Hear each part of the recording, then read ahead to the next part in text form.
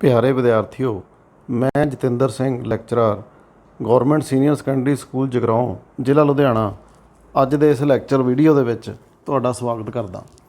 ਅੱਜ ਆਪਾਂ physical education ਦਾ ਪਾਠ ਪਹਿਲਾ ਸਰੀਰਕ ਯੋਗਤਾ ਫਿਜ਼ੀਕਲ ਫਿਟਨੈਸ ਪੜ੍ਹਾਂਗੇ, ਸਮਝਾਂਗੇ ਅਤੇ ਬਾਅਦ ਦੇ ਵਿੱਚ ਇਸ ਦੇ ਜੋ ਪ੍ਰਸ਼ਨਾਂ ਦੇ ਉੱਤਰ ਹਨ ਅਭਿਆਸ ਦੇ, ਉਹ ਆਪਾਂ ਕਰਾਂਗੇ। ਸਭ ਤੋਂ ਪਹਿਲਾਂ ਸਟਾਰਟ ਕਰਦੇ ਹਾਂ ਸਰੀਰਕ ਯੋਗਤਾ ਤੋਂ ਕੀ ਭਾਵ ਹੈ। ਭੂਮਿਕਾ ਦੇ ਵਿੱਚ ਇਹ ਦੱਸਿਆ ਗਿਆ ਵੀ ਪਿਛਲੇ ਕੁਝ ਦਹਾਕਿਆਂ ਤੋਂ ਪੂਰੀ ਦੁਨੀਆ ਵਿੱਚ ਲੋਕਾਂ ਦੀ ਖੇਡਾਂ ਪ੍ਰਤੀ ਹਰਮਨ ਪਿਆਰਤਾ ਵਿੱਚ ਵਾਧਾ ਹੋਇਆ। ਖੇਡਾਂ ਦੇ ਪਿਛੋਕੜ ਵੱਲ ਝਾਤ ਮਾਰੀਏ ਤਾਂ ਪਹਿਲਾਂ ਖੇਡਾਂ ਕੇਵਲ ਮੁਕਾਬਲੇ ਦੇ ਖੇਤਰ ਤੱਕ ਸੀਮਿਤ ਸਨ, ਪਰ ਅੱਜ ਖੇਡਾਂ ਦਾ ਸੰਬੰਧ ਸਮਾਜ ਦੇ ਹਰੇਕ ਵਰਗ ਨਾਲ ਜੁੜ ਗਿਆ ਹੈ, ਜਿਵੇਂ ਮਨੋਰੰਜਨ, ਪੁਨਰਵਾਸ, ਸਰੀਰਕ ਯੋਗਤਾ, ਰੋਮਾਂਚਿਤ ਖੇਡਾਂ ਆਦਿ। ਪਰ ਫਿਰ ਵੀ ਮੁਕਾਬਲੇ ਵਾਲੀਆਂ ਖੇਡਾਂ ਨੂੰ ਹੀ ਸਭ ਤੋਂ ਵੱਧ ਪਸੰਦ ਕੀਤਾ ਜਾਂਦਾ ਹੈ। ਮੁਕਾਬਲੇ ਦੀਆਂ ਖੇਡਾਂ ਦਾ ਖੇਤਰ ਕੇਵਲ ਜਿੱਤ ਹਾਰ ਤੱਕ ਹੀ ਸੀਮਿਤ ਨਹੀਂ ਹੈ, ਬਲਕਿ ਇਹ ਖੇਡਾਂ ਖਿਡਾਰੀ ਵਿੱਚ ਕਈ ਤਰ੍ਹਾਂ ਦੇ ਸਮਾਜਿਕ ਗੁਣਾਂ ਦਾ ਵਿਕਾਸ ਕਰਦੀਆਂ ਹਨ। ਖੇਡਾਂ ਖਿਡਾਰੀ ਦਾ ਸਰਬਪੱਖੀ ਵਿਕਾਸ ਕਰਨ ਦੇ ਨਾਲ ਨਾਲ ਖਿਡਾਰੀ ਅੰਦਰ ਦੇਸ਼ ਭਗਤੀ ਦਾ ਜਜ਼ਬਾ ਵੀ ਪੈਦਾ ਕਰਦੀਆਂ ਹਨ। ਖਿਡਾਰੀ ਅਨੁਸ਼ਾਸਨ ਨਾਲ ਸਾਲਾਂ ਬੱਧੀ ਸਖਤ ਮਿਹਨਤ ਕਰਕੇ ਆਪਣੇ ਰਾਜ ਅਤੇ ਦੇਸ਼ ਦਾ ਨਾਂ ਰੌਸ਼ਨ ਕਰਦਾ ਹੈ। ਖੇਡਾਂ ਵਿੱਚ ਚੰਗਾ ਪ੍ਰਦਰਸ਼ਨ ਦਿਖਾਉਣ ਲਈ ਵੱਖ-ਵੱਖ ਢੰਗਾਂ ਦੀ ਮਦਦ ਨਾਲ ਖਿਡਾਰੀ ਨੂੰ ਸਰੀਰਕ ਅਤੇ ਮਾਨਸਿਕ ਤੌਰ 'ਤੇ ਯੋਗ ਬਣਾਇਆ ਜਾਂਦਾ ਹੈ। ਖੇਡਾਂ ਦੇ ਖੇਤਰ ਵਿੱਚ ਚੰਗੇ ਪ੍ਰਦਰਸ਼ਨ ਅਤੇ ਕਾਮਯਾਬੀ ਲਈ ਸਰੀਰਕ ਯੋਗਤਾ ਦਾ ਮਹੱਤਵਪੂਰਨ ਸਥਾਨ ਹੈ। ਸੋ ਆਓ ਅਗਲਾ ਪੈਰਾ ਪੜ੍ਹੀਏ। ਸਰੀਰਕ ਯੋਗਤਾ ਦਾ ਅਰਥ ਕੀ ਹੈ? ਸਰੀਰਕ ਯੋਗਤਾ ਦਾ ਭਾਵ ਇਹ ਹੈ ਕਿ ਆਪਣੇ ਰੋਜ਼ਾਨਾ ਜੀਵਨ ਦੇ ਜੋ ਅਸੀਂ ਕੰਮ ਕਰਦੇ ਹਾਂ ਉਹਨਾਂ ਨੂੰ ਸਹੀ ਤਰੀਕੇ ਨਾਲ ਨੇਪਰੇ ਚਾੜ੍ਹੀਏ ਅਤੇ ਕੰਮ ਕਰਨ ਤੋਂ ਬਾਅਦ ਵੀ ਭਾਵੇਂ ਅਸੀਂ ਥੱਕੇ ਹੋਈਏ ਤਾਂ ਫਿਰ ਵੀ ਕੋਈ ਉਸ ਤੋਂ ਬਾਅਦ ਜੋ ਘਟਨਾ ਵਾਪਰਦੀ ਹੈ ਉਸ ਦੀ ਸ਼ਕਤੀ ਦੇ ਨਾਲ ਉਹਦਾ ਮੁਕਾਬਲਾ ਕਰ ਸਕੀਏ। ਭਾਵੇਂ ਕਿ ਵੱਖ-ਵੱਖ ਖਿੱਤਿਆਂ ਦੇ ਵਿੱਚ ਸਰੀਰਕ ਯੋਗਤਾ ਨੂੰ ਅਲੱਗ-ਅਲੱਗ ਤਰੀਕੇ ਨਾਲ ਡਿਫਾਈਨ ਕੀਤਾ ਗਿਆ ਹੈ, ਪਰਿਭਾਸ਼ਿਤ ਕੀਤਾ ਗਿਆ ਹੈ, ਪਰ ਖਿਡਾਰੀ ਜੋ ਹੈ ਉਸ ਦੀ ਸਰੀਰਕ ਯੋਗਤਾ ਦਾ ਪੱਧਰ ਹੀ ਮੁਕਾਬਲੇ ਵਿੱਚ ਖਿਡਾਰੀ ਦੀ ਜਿੱਤ ਹਾਰ ਦਾ ਆਧਾਰ ਨਿਸ਼ਚਿਤ ਕਰਦਾ ਹੈ। ਜਿਹੜਾ ਖਿਡਾਰੀ ਜ਼ਿਆਦਾ ਸਰੀਰਕ ਤੌਰ 'ਤੇ ਯੋਗ ਹੋਏਗਾ ਉਹ ਹਮੇਸ਼ਾ ਜਿੱਤ ਦਾ ਤਮਗਾ ਆਪਣੇ ਨਾਮ ਦੇ ਨਾਲ ਲਗਾ ਲੈਂਦਾ ਹੈ। ਹੁਣ ਅਸੀਂ ਦੇਖੀਏ ਕਿ ਸਰੀਰਕ ਯੋਗਤਾ ਨੂੰ ਕਿਵੇਂ ਪਰਿਭਾਸ਼ਿਤ ਕੀਤਾ ਗਿਆ ਹੈ। ਵੈਬਸਟਰ ਵਿਸ਼ਵ ਕੋਸ਼ ਅਨੁਸਾਰ ਸਰੀਰਕ ਯੋਗਤਾ ਇੱਕ ਵਿਅਕਤੀ 'ਚ ਬਿਨਾਂ ਥੱਕੇ ਕੰਮ ਨਿਪਟਾਉਣ ਅਤੇ ਖੇਡ ਕਿਰਿਆਵਾਂ ਵਿੱਚ ਭਾਗ ਲੈਣ ਤੋਂ ਬਾਅਦ ਵੀ ਹੰਗਾਮੀ ਸਥਿਤੀ ਨਾਲ ਨਿਪਟਣ ਲਈ ਊਰਜਾ ਬਚਾ ਕੇ ਰੱਖਣ ਦੀ ਸਮਰੱਥਾ ਹੈ। ਇਸੇ ਤਰ੍ਹਾਂ ਕਰੋਲਸ ਦੇ ਅਨੁਸਾਰ ਕਿਸੇ ਵਿਅਕਤੀ ਦੀ ਜੀਵਨ ਸ਼ੈਲੀ ਜੀਵਨ ਦਬਾਅ ਦੇ ਅਨੁਸਾਰ ਸਫਲਤਾਪੂਰਵਕ ਢਲ ਜਾਣਾ ਹੀ ਸਰੀਰਕ ਯੋਗਤਾ ਹੈ। ਭਾਵ ਜੇਕਰ ਕਿਸੇ ਵਿਅਕਤੀ ਨੂੰ ਕਿਸੇ ਕੰਮ ਕਰਨ ਦਾ ਦਬਾਅ ਹੋਵੇ ਤਾਂ ਉਹ ਉਸ ਕੰਮ ਕਰਨ ਦੇ ਦਬਾਅ ਨੂੰ ਕਿੰਨੀ ਕੁ ਸਫਲਤਾ ਦੇ ਨਾਲ ਕਰ ਸਕਦਾ ਹੈ, ਦਬਾਅ ਦੇ ਵਿੱਚੋਂ ਕਿਵੇਂ ਨਿਕਲ ਸਕਦਾ ਹੈ ਬਿਨਾਂ ਕਿਸੇ ਗਲਤੀ ਤੋਂ, ਤਾਂ ਉਸ ਨੂੰ ਉਸ ਦੀ ਸਰੀਰਕ ਯੋਗਤਾ ਕਿਹਾ ਜਾਂਦਾ ਹੈ। ਭਾਵੇਂ ਵੱਖ-ਵੱਖ ਵਿਦਵਾਨਾਂ ਦੇ ਵਿਚਾਰ ਇਸ ਸੰਬੰਧੀ ਅਲੱਗ-ਅਲੱਗ ਹੋਣ, ਪਰ ਜੋ ਖਿਡਾਰੀ ਹੈ, ਖਿਡਾਰੀ ਵਾਸਤੇ ਸਰੀਰਕ ਯੋਗਤਾ ਦਾ ਮਹੱਤਵ ਇਹ ਹੈ ਕਿ ਉਹ ਖੇਡ ਵਿੱਚ ਕਿਸ ਤਰੀਕੇ ਦਾ ਪ੍ਰਦਰਸ਼ਨ ਕਰਦਾ ਹੈ। ਅਸਲ ਵਿੱਚ ਬਿਨਾਂ ਥਕਾਵਟ ਦੇ ਆਪਣੇ ਕੰਮ ਨੂੰ ਪੂਰਾ ਕਰ ਲੈਣਾ ਹੀ ਸਰੀਰਕ ਯੋਗਤਾ ਹੈ। ਹੁਣ ਅਸੀਂ ਦੇਖਦੇ ਹਾਂ ਵੀ ਸਰੀਰਕ ਯੋਗਤਾ ਨੂੰ ਕਿਹੜੇ-ਕਿਹੜੇ ਅੰਗਾਂ ਦੇ ਵਿੱਚ ਵੰਡਿਆ ਗਿਆ। ਮੁੱਖ ਤੌਰ 'ਤੇ ਸਰੀਰਕ ਯੋਗਤਾ ਨੂੰ 5 ਅੰਗਾਂ ਵਿੱਚ ਵੰਡਿਆ ਗਿਆ ਹੈ। ਪਹਿਲੀ ਹੈ ਤਾਕਤ। ਕਿਸੇ ਪ੍ਰਤੀਰੋਧ ਦੇ ਵਿਰੁੱਧ ਕੀਤਾ ਗਿਆ ਕੰਮ ਤਾਕਤ ਅਖਵਾਉਂਦਾ ਹੈ। ਪ੍ਰਤੀਰੋਧ ਮਤਲਬ ਅਸੀਂ ਕਿਸੇ ਚੀਜ਼ ਦਾ ਵਿਰੁੱਧ ਕੰਮ ਕਰਦੇ ਹਾਂ। ਇਸ ਦੇ ਵਿੱਚ ਇਹ ਵੀ ਆ ਜਾਂਦਾ, ਜੇਕਰ ਤੇਜ਼ ਹਵਾ ਚੱਲਦੀ ਹੋਵੇ, ਅਸੀਂ ਹਵਾ ਦੇ ਉਲਟ ਸਾਈਕਲ ਚਲਾ ਰਹੇ ਹਾਂ, ਤਾਂ ਉਸ ਨੂੰ ਆਪਾਂ ਸਾਰੇ ਜਾਣਦੇ ਹਾਂ ਕਿ ਜੇਕਰ ਤੇਜ਼ ਹਵਾ ਦੇ ਵਿੱਚ ਸਾਈਕਲ ਉਲਟ ਦਿਸ਼ਾ ਚਲਾਉਣਾ ਹੋਵੇ ਹਵਾ ਦੇ ਤਾਂ ਬੜਾ ਜ਼ੋਰ ਲੱਗਦਾ। ਤਾਂ ਜੇ ਤਾਕਤ ਹੋਏਗੀ ਤਾਂ ਅਸੀਂ ਹਵਾ ਦੇ ਪ੍ਰਤੀਰੋਧ ਨੂੰ ਨਿਪਟ ਲਵਾਂਗੇ। ਤਾਂ ਦੂਸਰੇ ਸ਼ਬਦਾਂ ਵਿੱਚ ਮਾਸਪੇਸ਼ੀਆਂ ਦੀ ਮੁਕਾਬਲਾ ਕਰਨ ਦੀ ਸਮਰੱਥਾ ਨੂੰ ਹੀ ਤਾਕਤ ਕਿਹਾ ਜਾਂਦਾ ਹੈ। ਹੁਣ ਤਾਕਤ ਨੂੰ ਅੱਗੇ 3 ਭਾਗਾਂ 'ਚ ਵੰਡਿਆ ਗਿਆ, ਜਿਵੇਂ ਵੱਧ ਤੋਂ ਵੱਧ ਤਾਕਤ, ਵਿਸਫੋਟਕ ਤਾਕਤ ਅਤੇ ਤਾਕਤ ਸਹਿਣਸ਼ੀਲਤਾ। ਆਓ ਇਹਨਾਂ ਨੂੰ ਵੀ ਆਪਾਂ ਦੇਖੀਏ ਕਿ ਵੱਧ ਤੋਂ ਵੱਧ ਤਾਕਤ ਦਾ ਕੀ ਮਤਲਬ ਹੈ। ਵੱਧ ਤੋਂ ਵੱਧ ਤਾਕਤ ਦਾ ਮਤਲਬ ਹੈ ਕਿ ਸਰੀਰਕ ਮਾਸਪੇਸ਼ੀਆਂ ਪੂਰੀ ਤਾਕਤ ਨਾਲ ਕਿਸੇ ਭਾਰੇ ਪ੍ਰਤੀਰੋਧ ਦੇ ਵਿਰੁੱਧ ਕੰਮ ਕਰਦੀਆਂ। ਇਸ ਤਾਕਤ ਨਾਲ ਇਹ ਪਤਾ ਲੱਗ ਜਾਂਦਾ ਕਿ ਸਾਡੇ ਸਰੀਰ ਵਿੱਚ ਵੱਧ ਤੋਂ ਵੱਧ ਕਿੰਨੀ ਤਾਕਤ ਹੈ। ਕੁਝ ਖੇਡਾਂ ਜੋ ਕਿ ਥੋੜ੍ਹੇ ਸਮੇਂ ਵਿੱਚ ਪੂਰੀ ਤਾਕਤ ਮੰਗ ਕਰਦੀਆਂ, ਇਸ ਕਿਸਮ ਦੀ ਤਾਕਤ ਦੀ ਲੋੜ ਪੈਂਦੀ ਹੈ ਉੱਥੇ, ਜਿਵੇਂ ਕਿ ਭਾਰ ਚੁੱਕਣਾ, ਪਾਵਰ ਲਿਫਟਿੰਗ, ਕੁਸ਼ਤੀ, ਗੋਲਾ ਸੁੱਟਣਾ, ਜਿਮਨਾਸਟਿਕ ਖੇਡਾਂ ਆਦਿ। ਵਿਸਫੋਟਕ ਤਾਕਤ ਇਸ ਦਾ ਦੂਸਰਾ ਅੰਗ ਹੈ। ਵਿਸਫੋਟਕ ਤਾਕਤ ਗਤੀ ਅਤੇ ਤਾਕਤ ਦਾ ਦੋਨਾਂ ਦਾ ਸੁਮੇਲ ਹੈ। ਗਤੀ ਨਾਲ ਕਿਸੇ ਪ੍ਰਤੀਰੋਧ ਦੇ ਵਿਰੁੱਧ ਕੰਮ ਕਰਨ ਨੂੰ ਵਿਸਫੋਟਕ ਤਾਕਤ ਕਿਹਾ ਜਾਂਦਾ ਹੈ। ਇਸ ਕਿਸਮ ਵਿੱਚ ਖਿਡਾਰੀ ਹਲਕੇ ਪ੍ਰਤੀਰੋਧ ਦੇ ਵਿਰੁੱਧ ਤੇਜ਼ ਗਤੀ ਨਾਲ ਤਾਕਤ ਦੀ ਵਰਤੋਂ ਕਰਦਾ ਹੈ, ਜਿਵੇਂ ਜੰਪਿੰਗ ਕਿਰਿਆਵਾਂ, ਲੌਂਗ ਜੰਪ ਮਾਰਦੇ ਆ, ਹਾਈ ਜੰਪ ਹੁੰਦਾ। ਕ੍ਰਿਕਟ ਵਿੱਚ ਸ਼ਾਟ ਮਾਰਨਾ, ਬੌਲਰ ਗੇਂਦ ਕਰਦਾ ਅਤੇ ਬੈਟਸਮੈਨ ਇੱਕਦਮ ਤੇਜ਼ ਗਤੀ ਅਤੇ ਤਾਕਤ ਦੇ ਸੁਮੇਲ ਦੇ ਨਾਲ ਬੋਲ ਨੂੰ ਹਿੱਟ ਕਰਦਾ। ਵਾਲੀਬਾਲ ਨੂੰ ਸਮੈਸ਼ ਕਰਨਾ ਆਦਿ ਵਿਸਫੋਟਕ ਤਾਕਤ ਦੀਆਂ ਢੁਕਵੀਆਂ ਉਦਾਹਰਨਾਂ ਨੇ। ਤੀਸਰਾ ਭਾਗ ਤਾਕਤ ਸਹਿਣਸ਼ੀਲਤਾ। ਤਾਕਤ ਸਹਿਣਸ਼ੀਲਤਾ ਵੀ ਦੋ ਤੱਤਾਂ ਤਾਕਤ ਅਤੇ ਸਹਿਣਸ਼ੀਲਤਾ ਦਾ ਸੁਮੇਲ ਹੈ। ਇਸ ਕਿਸਮ ਦੀ ਤਾਕਤ ਵਿੱਚ ਖਿਡਾਰੀ ਥਕਾਵਟ ਦੀ ਹਾਲਤ ਵਿੱਚ ਵੀ ਤਾਕਤ ਦੀ ਵਰਤੋਂ ਕਰਦਾ ਹੋਇਆ ਆਪਣੀ ਕਿਰਿਆ ਨੂੰ ਜਾਰੀ ਰੱਖਦਾ ਹੈ, ਜਿਸ ਨੂੰ ਬੱਚਿਓ ਅਸੀਂ ਆਮ ਤੌਰ ਦੇ ਉੱਤੇ ਆਪਾਂ ਸਟੈਮਿਨਾ ਕਹਿ ਦਿੰਦੇ ਹਾਂ। ਲੰਮੇ ਸਮੇਂ ਤੱਕ ਚੱਲਣ ਵਾਲੀਆਂ ਕਿਰਿਆਵਾਂ ਵਿੱਚ ਕਿਰਿਆ ਦੇ ਅੰਤ ਤੱਕ ਤਾਕਤ ਸਹਿਣਸ਼ੀਲਤਾ ਦੀ ਲੋੜ ਪੈਂਦੀ ਹੈ, ਜਿਵੇਂ ਤੈਰਾਕੀ, ਸਾਈਕਲਿੰਗ, ਲੰਮੀ ਦੂਰੀ ਦੀਆਂ ਦੌੜਾਂ ਜਿਹਨੂੰ ਅਸੀਂ ਮੈਰਾਥਨ ਕਹਿੰਦੇ ਹਾਂ, ਉਹ ਸਟੈਮਿਨੇ ਦੇ ਨਾਲ ਹੀ ਪੂਰੀਆਂ ਹੁੰਦੀਆਂ, ਤਾਂ ਉੱਥੇ ਤਾਕਤ ਸਹਿਣਸ਼ੀਲਤਾ ਦੀ ਵਰਤੋਂ ਕੀਤੀ ਜਾਂਦੀ ਹੈ। ਖਿਡਾਰੀ ਜੋ ਹੈ ਉਹ ਥਕਾਵਟ ਹੋਣ ਦੇ ਬਾਵਜੂਦ ਵੀ ਲਗਾਤਾਰ ਕਿਰਿਆ ਨੂੰ ਪੂਰੀ ਕਰਦਾ ਰਹਿੰਦਾ। ਦੂਸਰਾ ਅੰਗ ਹੈ ਗਤੀ। ਗਤੀ ਸਰੀਰਕ ਯੋਗਤਾ ਦਾ ਬਹੁਤ ਹੀ ਅਹਿਮ ਅੰਗ ਹੈ। ਗਤੀ ਤੋਂ ਭਾਵ ਘੱਟ ਤੋਂ ਘੱਟ ਸਮੇਂ ਵਿੱਚ ਤੇਜ਼ੀ ਨਾਲ ਕਿਸੇ ਕਿਰਿਆ ਨੂੰ ਪੂਰਾ ਕਰਨਾ ਹੈ। ਇਹ ਉਹੀ ਕਰ ਸਕਦਾ ਜਿਸ ਵਿੱਚ ਪਾਵਰ ਹੋਏਗੀ। ਖੇਡਾਂ ਦੇ ਖੇਤਰ ਵਿੱਚ ਅਸੀਂ ਗਤੀ ਨੂੰ ਕਿਸੇ ਤੈਅ ਕੀਤੀ ਦੂਰੀ ਦੇ ਨਾਲ ਨਹੀਂ ਜੋੜ ਸਕਦੇ, ਸਗੋਂ ਖੇਡਾਂ ਦੇ ਵਿੱਚ ਗਤੀ ਦਾ ਅਰਥ ਕਿਸੇ ਕਿਰਿਆ ਨੂੰ ਛੇਤੀ ਪੂਰਾ ਕਰਨ ਤੋਂ ਹੈ। ਤੁਸੀਂ ਵਿਗਿਆਨ ਵਿੱਚ ਪੜ੍ਹਿਆ ਹੋਵੇਗਾ ਕਿ ਗਤੀ ਜੋ ਹੁੰਦੀ ਹੈ ਉਹ ਤੈਅ ਕੀਤੀ ਦੂਰੀ ਬਟੇ ਲੱਗਿਆ ਸਮਾਂ ਹੁੰਦੀ ਹੈ, ਪਰ ਇੱਥੇ ਅਸੀਂ ਉਸ ਚੀਜ਼ ਨੂੰ ਫਿਜ਼ੀਕਲ ਐਜੂਕੇਸ਼ਨ ਦੇ ਵਿੱਚ ਪਰਿਭਾਸ਼ਿਤ ਨਹੀਂ ਕਰਾਂਗੇ, ਸਗੋਂ ਇੱਥੇ ਤਾਂ ਇਹ ਆ ਕਿ ਕਿਸੇ ਕਿਰਿਆ ਨੂੰ ਕਿੰਨੀ ਛੇਤੀ ਪੂਰਾ ਕੀਤਾ ਜਾਂਦਾ। ਗਤੀ ਦਾ ਸੰਬੰਧ ਮਨੁੱਖ ਦੇ ਕੇਂਦਰੀ ਨਾੜੀ ਤੰਤਰ ਨਾਲ ਹੁੰਦਾ, ਜਿਸ ਨੂੰ ਸਮਝਣਾ ਮੁਸ਼ਕਲ ਹੁੰਦਾ। ਇਸ ਕਾਰਨ ਹੀ ਗਤੀ ਨੂੰ ਵਿਅਕਤੀ ਦੇ ਜਮਾਂਦਰੂ ਗੁਣ ਦੇ ਤੌਰ 'ਤੇ ਜਾਣਿਆ ਜਾਂਦਾ ਹੈ। ਖੇਡਾਂ ਵਿੱਚ ਕਿਸੇ ਕਰਕੇ ਕਹਾਵਤ ਪ੍ਰਚਲਿਤ ਹੈ, ਸਪ੍ਰਿੰਟਰ ਪੈਦਾ ਹੁੰਦੇ ਹਨ, ਬਣਾਏ ਨਹੀਂ ਜਾਂਦੇ। ਮਤਲਬ ਜਿਹੜਾ ਸਪ੍ਰਿੰਟਰ ਹੁੰਦਾ ਹੈ, ਜਿਵੇਂ ਤੁਸੀਂ ਹਿੰਦੀ ਦੇ ਵਿੱਚ ਬੱਚੋ ਇੱਕ ਕਹਾਵਤ ਪੜ੍ਹੀ ਹੋਏਗੀ, ਹੋਣਹਾਰ ਬਿਰਵਾਨ ਕੇ ਹੋਤ ਜੀਕਨੇ ਪਾਤ। ਮਤਲਬ ਇਹ ਹੈ ਕਿ ਜਿਸ ਬੱਚੇ ਨੇ ਸਪ੍ਰਿੰਟਰ ਬਣਨਾ ਹੁੰਦਾ ਉਹ ਨਿੱਕਾ ਹੁੰਦਾ ਹੀ ਭੱਜਿਆ ਫਿਰਦਾ ਬੜੀ ਸਪੀਡ ਦੇ ਨਾਲ। ਹੁਣ ਗਤੀ 5 ਤਰ੍ਹਾਂ ਦੀਆਂ ਯੋਗਤਾਵਾਂ ਉੱਪਰ ਨਿਰਭਰ ਕਰਦੀ ਆ। ਪਹਿਲੀ, ਪ੍ਰਤੀਕਿਰਿਆ ਦਾ ਸਮਾਂ, ਰਿਐਕਸ਼ਨ ਟਾਈਮ। ਜਿਵੇਂ ਸਾਡੇ ਸਾਹਮਣੇ ਕਾਰ ਚਲਾਉਂਦਿਆਂ ਤੋਂ ਜੇਕਰ ਕੋਈ ਬੱਚਾ ਆ ਜਾਵੇ ਤਾਂ ਕਿੰਨੀ ਜਲਦੀ ਅਸੀਂ ਬ੍ਰੇਕ ਲਗਾ ਸਕਦੇ ਹਾਂ, ਉਹਨੂੰ ਬਚਾ ਸਕਦੇ ਹਾਂ, ਉਹਨੂੰ ਰਿਐਕਸ਼ਨ ਟਾਈਮ ਕਹਾਂਗੇ।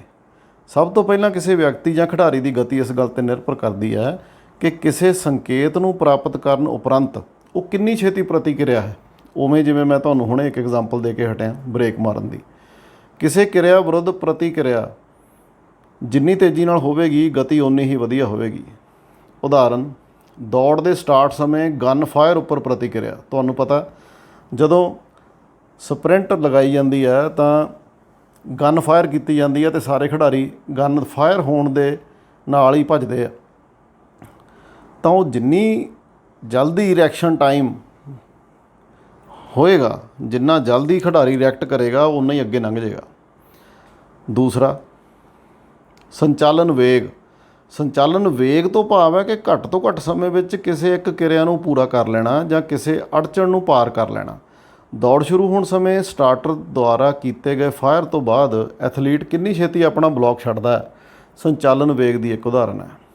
ਤੀਸਰਾ, ਗਤੀ ਯੋਗਤਾ। ਗਤੀ ਯੋਗਤਾ ਦਾ ਅਰਥ ਹੈ ਕਿ ਕੰਮ ਸ਼ੁਰੂ ਕਰਨ ਤੋਂ ਬਾਅਦ ਖਿਡਾਰੀ ਕਿੰਨੀ ਛੇਤੀ ਆਪਣੀ ਪੂਰੀ ਰਫ਼ਤਾਰ ਵਿੱਚ ਆ ਜਾਂਦਾ।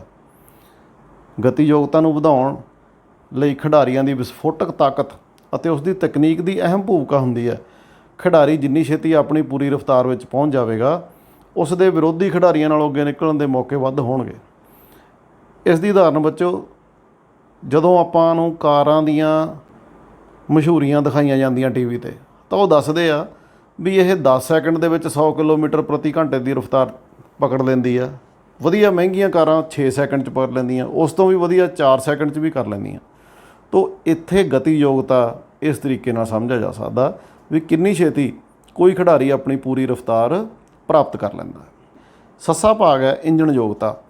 ਐਥਲੀਟ ਵੱਲੋਂ ਪੂਰੀ ਰਫ਼ਤਾਰ ਫੜਨ ਤੋਂ ਬਾਅਦ ਕਿੰਨੇ ਸਮੇਂ ਤੱਕ ਉਸ ਰਫ਼ਤਾਰ ਨਾਲ ਦੌੜ ਸਕਦਾ, ਇਸ ਨੂੰ ਇੰਜਣ ਯੋਗਤਾ ਕਹਿੰਦੇ ਆ। ਇੱਕ ਉਦਾਹਰਨ ਲਈਏ ਆਪਾਂ ਚੀਤੇ ਦੀ। ਚੀਤਾ 90 ਕਿਲੋਮੀਟਰ ਪ੍ਰਤੀ ਘੰਟੇ ਦੀ ਰਫ਼ਤਾਰ ਕੁਝ ਹੀ ਸੈਕਿੰਡ ਦੇ ਵਿੱਚ ਹਾਸਲ ਕਰ ਲੈਂਦਾ, ਪਰ ਉਸ ਦੀ ਇੰਜਣ ਯੋਗਤਾ ਵੀ ਉਨੀ ਹੀ ਘੱਟ ਹੈ। 90 ਕਿਲੋਮੀਟਰ ਦੀ ਰਫ਼ਤਾਰ ਉਹ ਕੁਝ ਸੈਕਿੰਡ ਤੱਕ ਹੀ ਰੱਖ ਸਕਦਾ, ਉਸ ਤੋਂ ਬਾਅਦ ਉਹ ਖੜ੍ਹ ਜਾਂਦਾ। ਜੇਕਰ ਉਹ ਉਸ ਸਮੇਂ ਦੇ ਵਿੱਚ ਆਪਣੇ ਸ਼ਿਕਾਰ ਨੂੰ ਫੜ ਲਵੇ ਤਾਂ ਬਹੁਤ ਵਧੀਆ, ਪਰ ਨਹੀਂ, ਉਸ ਦੀ ਮਿਹਨਤ ਕੀਤੀ ਵੀ ਖੁਆਰ ਹੋ ਜਾਂਦੀ ਹੈ। ਛੋਟੀ ਦੂਰੀ ਦੀਆਂ ਦੌੜਾਂ ਜਿਵੇਂ 100 ਮੀਟਰ ਅਤੇ 200 ਮੀਟਰ ਦੀਆਂ ਦੌੜਾਂ ਵਿੱਚ ਇਸੇ ਯੋਗਤਾ ਦਾ ਬਹੁਤ ਅਹਿਮ ਰੋਲ ਹੁੰਦਾ ਹੈ। ਤੋ ਇਹ ਤੁਹਾਨੂੰ 1 ਨੰਬਰ ਦੇ ਪ੍ਰਸ਼ਨਾਂ ਦੇ ਉੱਤਰ ਵਿੱਚ ਆ ਸਕਦਾ ਕਿ ਇੰਜਣ ਯੋਗਤਾ ਦਾ ਕੀ ਭਾਵ ਹੈ। 5ਵਾਂ ਪੁਆਇੰਟ ਆ ਜੀ ਸਾਡਾ ਗਤੀ ਸਹਿਣਸ਼ੀਲਤਾ। ਕਿਸੇ ਕਿਰਿਆ ਦੇ ਅੰਤਿਮ ਪੜਾਅ ਵਿੱਚ ਇਸ ਯੋਗਤਾ ਦੇ ਬਲ ਨਾਲ ਖਿਡਾਰੀ ਜਿੱਤ ਪ੍ਰਾਪਤ ਕਰ ਸਕਦਾ। ਗਤੀ ਸਹਿਣਸ਼ੀਲਤਾ ਤੋਂ ਭਾਵ ਹੈ ਥਕਾਵਟ ਦੇ ਬਾਵਜੂਦ ਵੀ ਤੇਜ਼ ਗਤੀ ਨਾਲ ਕੰਮ ਪੂਰਾ ਕਰਨਾ, ਭਾਵ ਦੌੜਦੇ ਰਹਿਣਾ। ਦੌੜ ਜਾਂ ਖੇਡ ਦੇ ਅੰਤਿਮ ਸਮੇਂ ਵਿੱਚ ਉਸ ਖਿਡਾਰੀ ਜਾਂ ਟੀਮ ਦੇ ਜਿੱਤਣ ਦੇ ਮੌਕੇ ਵੱਧ ਹੋਣਗੇ ਜਿਸ ਟੀਮ ਦੇ ਖਿਡਾਰੀ ਥਕਾਵਟ ਹੋਣ ਦੇ ਬਾਵਜੂਦ ਵੀ ਗਤੀ ਨਾਲ ਖੇਡ ਸਕਦੇ ਆ। ਤੀਸਰਾ ਸਾਡਾ ਪੁਆਇੰਟ ਆ ਸਹਿਣਸ਼ੀਲਤਾ। ਐਂਡਿਓਰੈਂਸ ਕਹਿੰਦੇ ਇਹਨੂੰ ਇੰਗਲਿਸ਼ ਦੇ ਵਿੱਚ। ਥਕਾਵਟ ਦੀ ਹਾਲਤ ਵਿੱਚ ਕੰਮ ਨੂੰ ਲਗਾਤਾਰ ਜਾਰੀ ਰੱਖਣ ਦੀ ਯੋਗਤਾ ਨੂੰ ਹੀ ਸਹਿਣਸ਼ੀਲਤਾ ਕਿਹਾ ਜਾਂਦਾ। ਇਹ ਸਰੀਰਕ ਯੋਗਤਾ ਦਾ ਤੀਸਰਾ ਤੇ ਮਹੱਤਵਪੂਰਨ ਅੰਗ ਹੈ, ਬਹੁਤ ਮਹੱਤਵਪੂਰਨ। ਸਹਿਣਸ਼ੀਲਤਾ ਦਾ ਕਿਰਿਆ ਦੇ ਸਮੇਂ ਦੇ ਨਾਲ ਸਿੱਧਾ ਸੰਬੰਧ ਹੁੰਦਾ ਹੈ। ਸਮੇਂ ਦੇ ਆਧਾਰ 'ਤੇ ਸਹਿਣਸ਼ੀਲਤਾ ਨੂੰ ਅੱਗੋਂ 3 ਭਾਗਾਂ ਵਿੱਚ ਵੰਡਿਆ ਗਿਆ: ਘੱਟ ਸਮੇਂ ਦੀ ਸਹਿਣਸ਼ੀਲਤਾ, ਮੱਧ ਸਮੇਂ ਦੀ ਅਤੇ ਲੰਮੇ ਸਮੇਂ ਦੀ ਸਹਿਣਸ਼ੀਲਤਾ। ਜਿਹੜੀਆਂ ਛੋਟੀਆਂ ਦੌੜਾਂ ਜਿਨ੍ਹਾਂ ਦੇ ਵਿੱਚ ਕਿਰਿਆ ਦਾ ਸਮਾਂ 2 ਮਿੰਟ ਤੋਂ ਘੱਟ ਹੁੰਦਾ, 100 ਮੀਟਰ, 200 ਮੀਟਰ, 400 ਮੀਟਰ, ਇਸ ਵਿੱਚ ਗਤੀ ਅਤੇ ਸਹਿਣਸ਼ੀਲਤਾ, ਤਾਕਤ ਸਹਿਣਸ਼ੀਲਤਾ ਦੀ ਸਹਾਇਤਾ ਨਾਲ ਕਿਰਿਆ ਨੂੰ ਪੂਰਾ ਕੀਤਾ ਜਾਂਦਾ।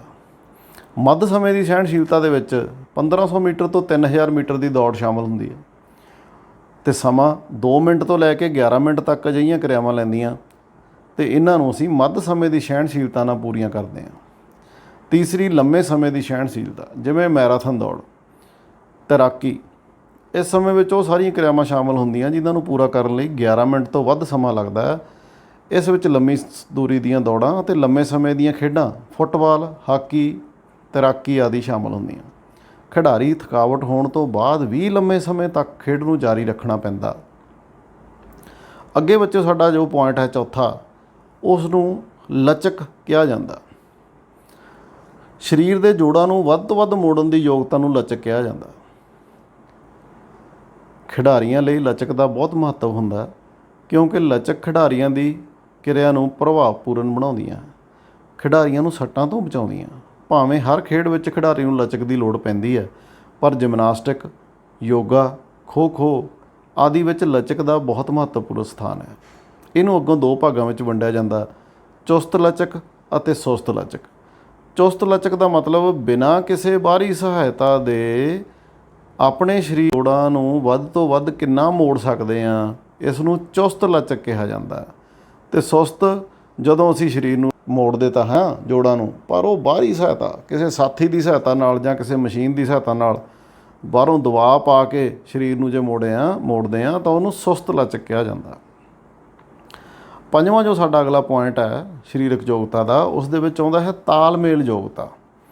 ਤਾਲਮੇਲ ਤੋਂ ਭਾਵ ਸਰੀਰ ਦੀਆਂ ਮਾਸਪੇਸ਼ੀਆਂ ਦਾ ਦਿਮਾਗ ਦੇ ਨਾਲ ਸੰਬੰਧ ਤੋਂ ਹੈ।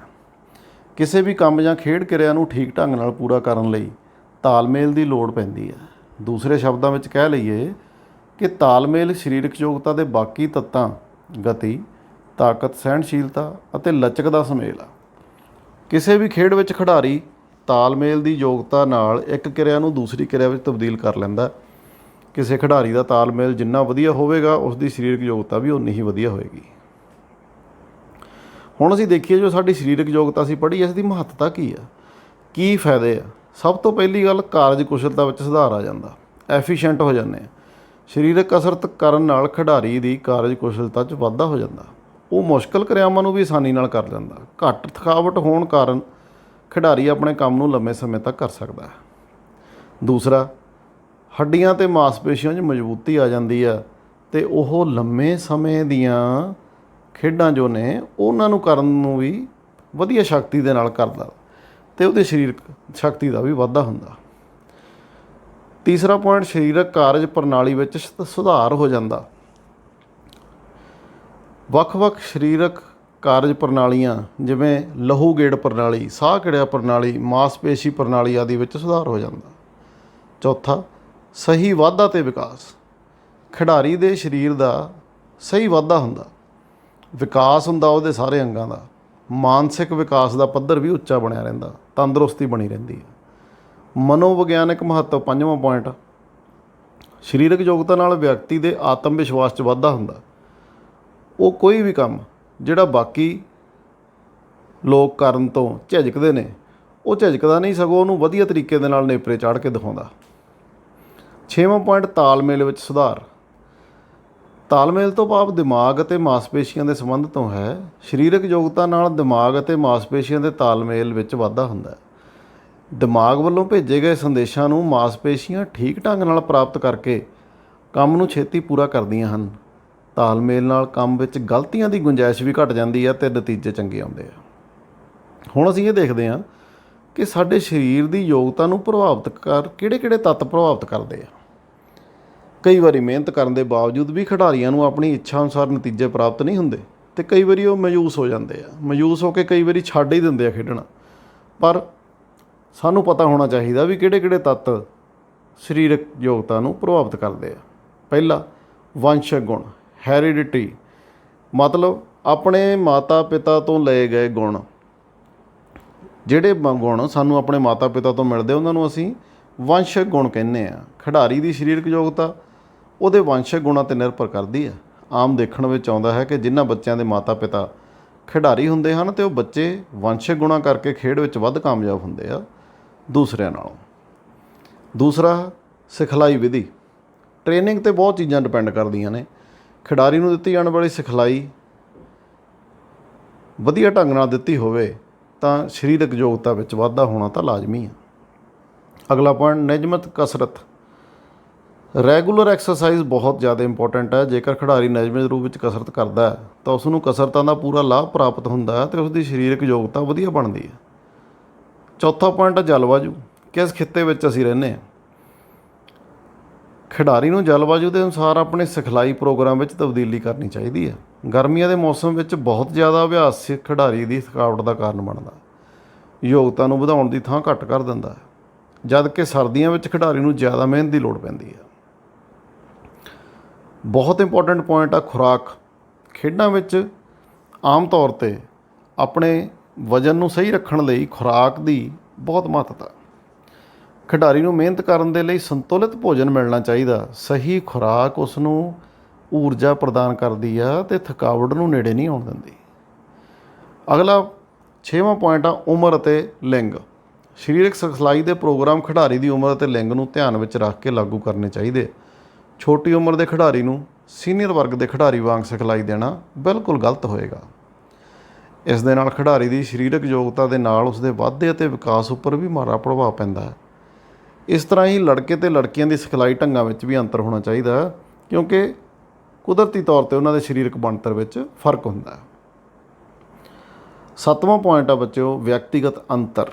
ਖਿਡਾਰੀ ਨੂੰ ਦਿੱਤੀ ਜਾਣ ਵਾਲੀ ਸਿਖਲਾਈ ਉਹਨਾਂ ਦੇ ਵਿਅਕਤੀਗਤ ਅੰਤਰ ਨੂੰ ਧਿਆਨ ਵਿੱਚ ਰੱਖ ਕੇ ਦਿੱਤੀ ਜਾਣੀ ਚਾਹੀਦੀ ਹੈ। ਖਿਡਾਰੀਆਂ ਵਿੱਚ ਇਹ ਅੰਤਰ ਉਮਰ, ਲਿੰਗ, ਸਰੀਰਕ ਬਣਤਰ ਆਦਿ ਦਾ ਹੋ ਸਕਦਾ। ਇਹਨਾਂ ਤੱਥਾਂ ਨੂੰ ਧਿਆਨ ਵਿੱਚ ਰੱਖਦੇ ਹੋਏ ਖਿਡਾਰੀਆਂ ਦੀ ਖੇਡ ਸਿਖਲਾਈ ਨਿਰਧਾਰਤ ਕਰਨੀ ਚਾਹੀਦੀ ਹੈ। ਲੜਕੇ ਅਤੇ ਲੜਕੀ ਦੀ ਸਿਖਲਾਈ, ਨਵੇਂ ਖਿਡਾਰੀ ਅਤੇ ਤਜਰਬੇਕਾਰ ਖਿਡਾਰੀ ਦੀ ਸਿਖਲਾਈ, ਇਹਨਾਂ ਦੇ ਵਿੱਚ ਬਹੁਤ ਅੰਤਰ ਹੁੰਦਾ ਹੈ। ਅਗਲਾ ਪੁਆਇੰਟ ਆ ਵਿਗਿਆਨਕ ਸਿਖਲਾਈ। ਖਿਡਾਰੀ ਨੂੰ ਦਿੱਤੀ ਜਾਣ ਵਾਲੀ ਸਿਖਲਾਈ ਵਿਗਿਆਨਕ ਸਿਧਾਂਤਾਂ ਉੱਪਰ ਆਧਾਰਿਤ ਹੋਣੀ ਚਾਹੀਦੀ ਹੈ। ਵਿਗਿਆਨਕ ਤਰੀਕਿਆਂ ਨਾਲ ਦਿੱਤੀ ਜਾਣ ਵਾਲੀ ਸਿਖਲਾਈ ਖਿਡਾਰੀ ਨੂੰ ਛੇਤੀ ਤਰੱਕੀ ਦੇ ਲਾਹ 'ਤੇ ਲੈ ਜਾਂਦੀ ਹੈ। ਜਿਵੇਂ ਜੇਕਰ ਇੱਕ ਜੈਵਲਿਨ ਥਰੋਅਰ 45 ਡਿਗਰੀ ਦੇ ਐਂਗਲ ਦੇ ਉੱਤੇ ਜੈਵਲਿਨ ਸਿੱਟਦਾ ਤਾਂ ਕੁਦਰਤੀ ਤੌਰ 'ਤੇ ਉਸ ਦੀ ਜੋ ਰੇਂਜ ਹੋਏਗੀ, ਮਤਲਬ ਜਿੰਨੀ ਦੂਰ ਉਹ ਜੈਵਲਿਨ ਡਿੱਗੇਗਾ ਤਾਂ ਉਹ ਬਾਕੀਆਂ ਨਾਲੋਂ ਜ਼ਿਆਦਾ ਹੋਏਗਾ। ਸੋ ਇੱਥੇ ਵਿਗਿਆਨਕ ਤੱਥਾਂ ਨੂੰ ਵੀ ਵਰਤਣ ਦੀ ਜ਼ਿਆਦਾ ਲੋੜ ਪੈਂਦੀ ਹੈ। 9ਵਾਂ ਪੁਆਇੰਟ ਆ ਬਚਾਅ ਉਪਕਰਨਾਂ ਦੀ ਵਰਤੋਂ। ਸਿਖਲਾਈ ਦੌਰਾਨ ਆਮ ਹੀ ਖਿਡਾਰੀਆਂ ਨੂੰ ਸੱਟਾਂ ਲੱਗ ਜਾਂਦੀਆਂ ਤੇ ਉਹਨਾਂ ਤੋਂ ਬਚਾਅ ਬਹੁਤ ਜ਼ਰੂਰੀ ਆ। ਜੇਕਰ ਸਿਖਲਾਈ ਵਾਲੀ ਥਾਂ ਤੇ ਬਚਾਅ ਕਰਨਾ ਦੀ ਅਣਹੋਂਦ ਹੋਵੇਗੀ ਤਾਂ ਖਿਡਾਰੀ ਦੇ ਮਨ ਵਿੱਚ ਸੱਟ ਲੱਗਣ ਦਾ ਡਰ ਹਮੇਸ਼ਾ ਬਣਿਆ ਰਹੇਗਾ ਤੇ ਉਹ ਆਪਣਾ ਬਿਹਤਰ ਪ੍ਰਦਰਸ਼ਨ ਨਹੀਂ ਦਿਖਾ ਸਕੇਗਾ। ਅਭਿਆਸ ਦੇ ਜੋ ਪ੍ਰਸ਼ਨ ਨੇ ਉਹ ਹੱਲ ਕਰਾਂਗੇ। ਪਹਿਲੇ ਪ੍ਰਸ਼ਨ ਤੇ ਆਉਂਦੇ ਆ, ਤਾਕਤ ਕਿੰਨੇ ਪ੍ਰਕਾਰ ਦੀ ਹੁੰਦੀ ਆ? ਤੁਸੀਂ ਇਸ ਦਾ ਉੱਤਰ ਲਿਖ ਸਕਦੇ ਹੋ। ਤਾਕਤ 3 ਪ੍ਰਕਾਰ ਦੀ ਹੁੰਦੀ ਹੈ। ਵੱਧ ਤੋਂ ਵੱਧ ਤਾਕਤ, ਵਿਸਫੋਟਕ ਤਾਕਤ ਅਤੇ ਤਾਕਤ ਸਹਿਣਸ਼ੀਲਤਾ। ਦੂਸਰਾ ਪ੍ਰਸ਼ਨ, ਸਰੀਰਕ ਯੋਗਤਾ ਦੇ ਕਿੰਨੇ ਅੰਗ ਹੁੰਦੇ ਹਨ? ਉੱਤਰ ਹੈ ਸਰੀਰਕ ਯੋਗਤਾ ਦੇ 5 ਅੰਗ ਹੁੰਦੇ ਹਨ। ਤੀਸਰਾ ਪ੍ਰਸ਼ਨ, ਛੋਟੀ ਦੂਰੀ ਦੀਆਂ ਦੌੜਾਂ ਦੱਸੋ। 100 ਮੀਟਰ ਅਤੇ 200 ਮੀਟਰ ਦੀਆਂ ਦੌੜਾਂ ਨੂੰ ਛੋਟੀ ਦੂਰੀ ਦੀਆਂ ਦੌੜਾਂ ਕਿਹਾ ਜਾਂਦਾ ਹੈ। ਚੌਥਾ ਪ੍ਰਸ਼ਨ ਹੈ, ਸੁਸਤ ਲਚਕ ਵੱਧ ਹੁੰਦੀ ਹੈ ਜਾਂ ਚੁਸਤ ਲਚਕ? ਉੱਤਰ, ਸੁਸਤ ਲਚਕ ਹਮੇਸ਼ਾ ਚੁਸਤ ਲਚਕ ਤੋਂ ਵੱਧ ਹੁੰਦੀ ਹੈ। ਪੰਜਵਾਂ ਪ੍ਰਸ਼ਨ, ਮੱਧ ਸਮੇਂ ਦੀ ਸਹਿਣਸ਼ੀਲਤਾ ਕੀ ਹੈ? ਉੱਤਰ, 1500 ਮੀਟਰ ਅਤੇ 3000 ਮੀਟਰ ਦੀਆਂ ਦੌੜਾਂ ਵਿੱਚ ਮੱਧ ਸਮੇਂ ਦੀ ਸਹਿਣਸ਼ੀਲਤਾ ਦੀ ਲੋੜ ਪੈਂਦੀ ਹੈ। ਉਹ ਕਿਰਿਆਵਾਂ ਜਿਨ੍ਹਾਂ ਦਾ ਸਮਾਂ 2 ਮਿੰਟ ਤੋਂ ਵੱਧ ਅਤੇ 11 ਮਿੰਟ ਤੋਂ ਘੱਟ ਹੋਵੇ, ਉਹ ਮੱਧ ਸਮੇਂ ਦੀ ਸਹਿਣਸ਼ੀਲਤਾ ਨਾਲ ਪੂਰੀਆਂ ਕੀਤੀਆਂ ਜਾਂਦੀਆਂ ਹਨ।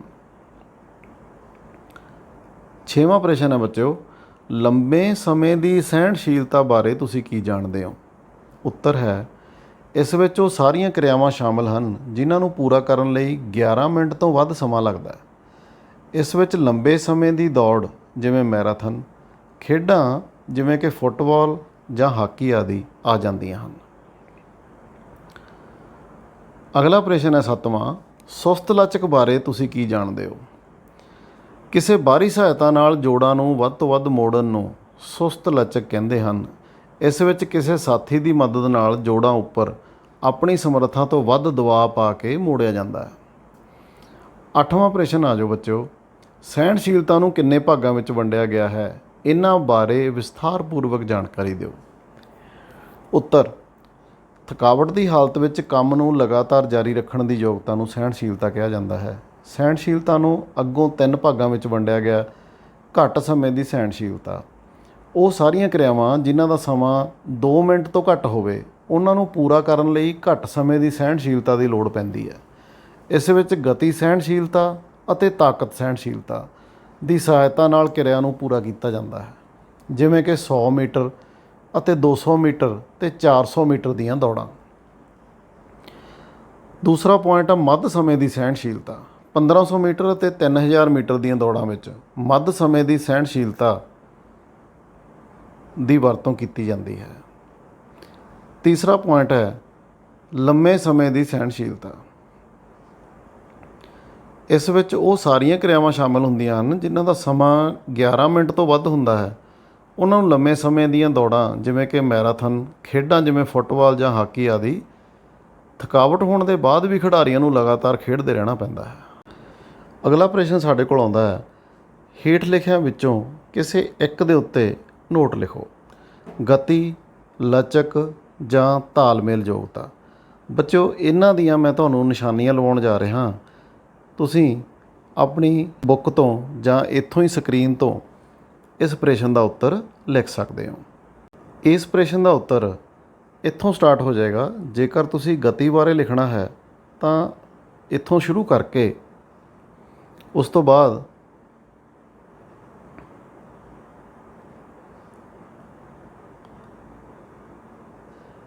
ਇੱਥੋਂ ਤੱਕ ਖ਼ਤਮ ਕਰ ਸਕਦੇ ਹੋ। ਸੋ ਗਤੀ ਦੇ 5 ਭਾਗ ਇਸ ਵਿੱਚ ਆਉਣਗੇ। ਜੇਕਰ ਤੁਸੀਂ ਲਚਕ ਬਾਰੇ ਲਿਖਣਾ ਚਾਹੁੰਦੇ ਹੋ ਤਾਂ ਲਚਕ ਵਾਲਾ ਉੱਤਰ ਚੌਥੇ ਪੁਆਇੰਟ ਤੋਂ ਲਚਕ ਤੋਂ ਸ਼ੁਰੂ ਕਰਕੇ ਇਸ ਦੇ ਦੋਨੇ ਭਾਗ ਚੁਸਤ ਲਚਕ ਅਤੇ ਸੁਸਤ ਲਚਕ ਇੱਥੋਂ ਤੱਕ ਇਸ ਦਾ ਉੱਤਰ ਲਿਖ ਸਕਦੇ ਹੋ। ਆਪਸ਼ਨ ਜੋ ਤਾਲਮੇਲ ਯੋਗਤਾ ਬਾਰੇ ਲਿਖਣਾ ਚਾਹੁੰਦੇ ਹੋ ਤਾਂ ਇੱਥੋਂ 5ਵੇਂ ਪੁਆਇੰਟ ਤੋਂ ਸ਼ੁਰੂ ਕਰਕੇ ਉਸ ਤੋਂ ਬਾਅਦ ਤਾਲਮੇਲ ਯੋਗਤਾ ਦਾ, ਸੋ ਇੱਥੇ ਤੱਕ ਤੁਸੀਂ ਲਿਖ ਸਕਦੇ ਹੋ। 10ਵਾਂ ਪ੍ਰਸ਼ਨ, ਸਰੀਰਕ ਯੋਗਤਾ ਦੀ ਮਹੱਤਤਾ ਬਾਰੇ ਤੁਸੀਂ ਕੀ ਜਾਣਦੇ ਹੋ? ਵਿਸਥਾਰਪੂਰਵਕ ਲਿਖੋ। ਯੋਗਤਾ ਦੀ ਮਹੱਤਤਾ ਇੱਥੋਂ ਸ਼ੁਰੂ ਹੋਏਗੀ, ਤਾਂ ਅਸੀਂ ਇਹ ਪ੍ਰਸ਼ਨ ਇੱਥੋਂ ਸ਼ੁਰੂ ਕਰਕੇ ਇਹ ਸਾਰੇ ਪੁਆਇੰਟ ਤੁਸੀਂ ਲਿਖ ਸਕਦੇ ਹੋ, ਕਿਉਂਕਿ 5 ਅੰਕਾਂ ਦਾ ਪ੍ਰਸ਼ਨ ਹੈ, ਇਸ ਦਾ ਉੱਤਰ ਵੀ ਵੱਡਾ ਹੋਏਗਾ। ਸਰੀਰਕ ਯੋਗਤਾ ਦਾ ਅਰਥ ਅਤੇ ਇਸ ਦੀ ਪਰਿਭਾਸ਼ਾ ਲਿਖੋ।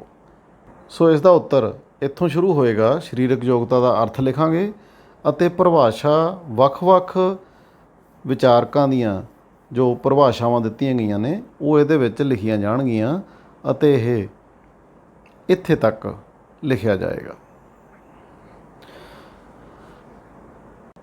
ਸਰੀਰਕ ਯੋਗਤਾ ਨੂੰ ਪ੍ਰਭਾਵਿਤ ਕਰਨ ਵਾਲੇ ਤੱਤਾਂ ਦਾ ਵਿਸਥਾਰਪੂਰਵਕ ਵਰਣਨ ਕਰੋ। ਸਰੀਰਕ ਯੋਗਤਾ ਨੂੰ ਪ੍ਰਭਾਵਿਤ ਕਰਨ ਵਾਲੇ ਤੱਤ, ਇਹ ਸਾਰਾ ਅਸੀਂ ਇਹਦੇ ਵਿੱਚ ਲਿਖਾਂਗੇ। ਇਸ ਦੇ ਵਿੱਚ ਜੋ ਪੁਆਇੰਟ ਦਿੱਤੇ ਗਏ ਹਨ, ਜਲਵਾਯੂ, ਖੁਰਾਕ, ਉਮਰ, ਲਿੰਗ, ਆਪਾਂ ਹੁਣੇ ਪੜ੍ਹ ਕੇ ਹਟੇ ਹਾਂ। 9 ਦੇ 9 ਪੁਆਇੰਟ ਇਹ ਸਾਰੇ ਤੁਸੀਂ ਇਹਦੇ ਵਿੱਚ ਲਿਖੋਗੇ। ਸੋ ਬੱਚਿਓ, ਮੈਨੂੰ ਉਮੀਦ ਆ ਵੀ ਅੱਜ ਦੇ ਜੋ ਇਸ ਫਿਜ਼ੀਕਲ ਐਜੂਕੇਸ਼ਨ ਦੇ ਲੈਕਚਰ ਤੋਂ ਤੁਹਾਨੂੰ ਫਾਇਦਾ ਹੋਏਗਾ ਅਤੇ ਤੁਸੀਂ ਆਪਣੀਆਂ ਜੋ ਕਾਪੀਜ਼ ਹਨ ਉਹ ਬਣਾਓਗੇ।